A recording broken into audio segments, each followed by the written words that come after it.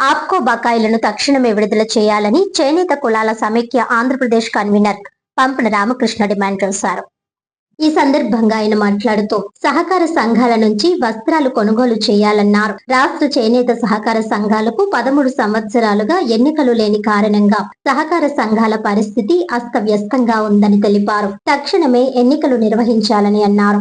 రాష్ట్ర మంత్రి నారా లోకేష్ మంగళగిరిలో చేనేత అభివృద్ధి కోసం వీవర్సాలను ఏర్పాటు చేయడం జరిగిందని, అదే విధంగా అన్ని జిల్లాల్లోనూ వీటిని ఏర్పాటు చేయాలని అన్నారు. వారానికి 2 రోజులు ప్రభుత్వ ఉద్యోగులు చేనేత వస్త్రాలను ధరించే విధంగా ప్రోత్సహించాలని అన్నారు. రాష్ట్ర ప్రభుత్వం ప్రతి ఏడాది 2,000 కోట్లు బడ్జెట్ లో కేటాయించాలని డిమాండ్ చేశారు. చేనేత కార్మికులకు గతంలో అమలు చేసిన హెల్త్ ఇన్సూరెన్స్ పథకాన్ని అమలు చేయాలని కోరారు. పావలా వడ్డీ పథకాన్ని పునరుద్ధరించాలని, ఉచిత విద్యుత్ పథకాన్ని తక్షణమే అమలు చేయాలని కోరారు. అనంతరం చేనేత కార్మికుల సమస్యలపై జిల్లా కలెక్టర్ కు వినతి పత్రం అందజేశారు.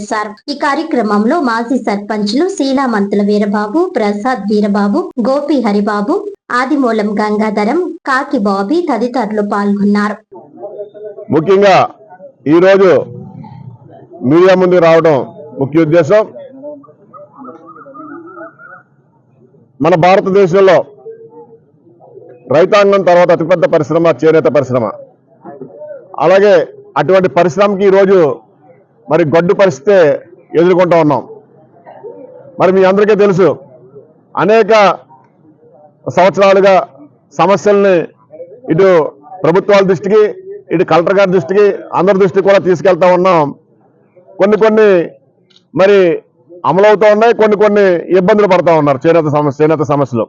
ముఖ్యంగా ఈరోజు కాకినాడ కలెక్టర్ ఆఫీస్కి వచ్చి కలెక్టర్ గారికి ఒక రిప్రజెంటేషన్ ఇవ్వడం జరిగింది. ఏంటంటే ఈ రాష్ట్రంలో మరి చేనేత పరిస్థితి అయితే చాలా గడ్డు కాలంగా ఉంది. కలెక్టర్ గారు మరి ఆయన కూడా చొరవ తీసుకొని ముందుకు వెళ్ళాలని మేము ఆయనకి పర్సనల్గా వెళ్ళి ఎదుగుండా మాట్లాడటం కూడా జరిగింది. అంతేకాదు మరి 25,000 మరి చేనేత కార్మికులు ప్రతి చేనేత కార్మికులు 25,000 రూపాయలు ఇస్తారని హామీ ఇచ్చారు. 2 సంవత్సరాలు అవుతోంది.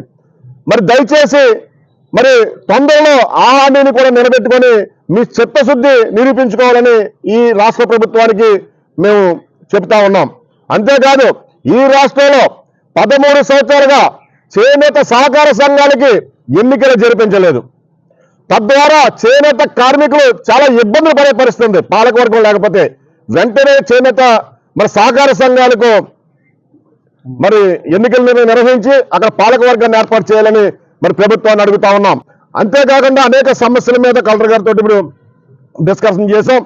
దయచేసి ప్రభుత్వాలు పెద్ద మనసు చేసుకొని చేనేత కార్మికులని మరి చేనేత కార్మికుల స్థితిగతులని మీరు అంచనా వేసి అవసరమైతే చేనేత కార్మికుల నుంచి మీరు ఒక ఇంటరాక్ట్ అయ్యి ఈ రాష్ట్ర ప్రభుత్వం వచ్చి ప్రతి కలెక్టరేట్ లో కూడా ఇంటరాక్ట్ అయ్యి మా సమస్యల మీద మీరు దృష్టి పెట్టవలసిందిగా మరి ప్రభుత్వాన్ని మేము వేడుకుంటా ఉన్నాం.